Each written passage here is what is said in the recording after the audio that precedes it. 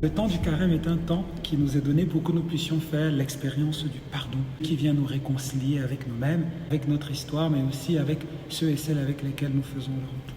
Le lieu habituel pour la célébration de ce sacrement du pardon, c'est le confessionnal.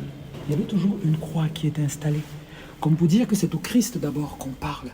Et ce Christ, nous faisons l'expérience de sa présence dans le ministre ordonné, le prêtre, qui est disponible pour cela. C'est pas tant au prêtre qu'on vient avouer ses péchés, c'est surtout au Christ. Et le prêtre, au nom du Christ, va donner le pardon. D'ailleurs, dans la formule d'absolution sacramentelle, on entend bien cela. Je te pardonne au nom du Père et du Fils et du Saint-Esprit.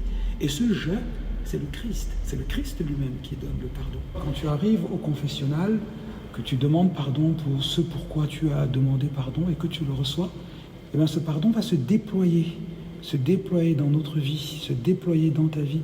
Et ça peut demander un peu de temps. Nous sommes humains, nous sommes faits de chair et de sang, et que Dieu respecte cela.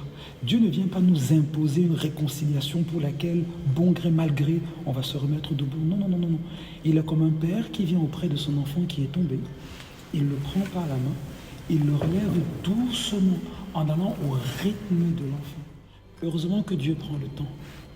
Parce que si Dieu ne prenait pas le temps, il nous imposerait son salut.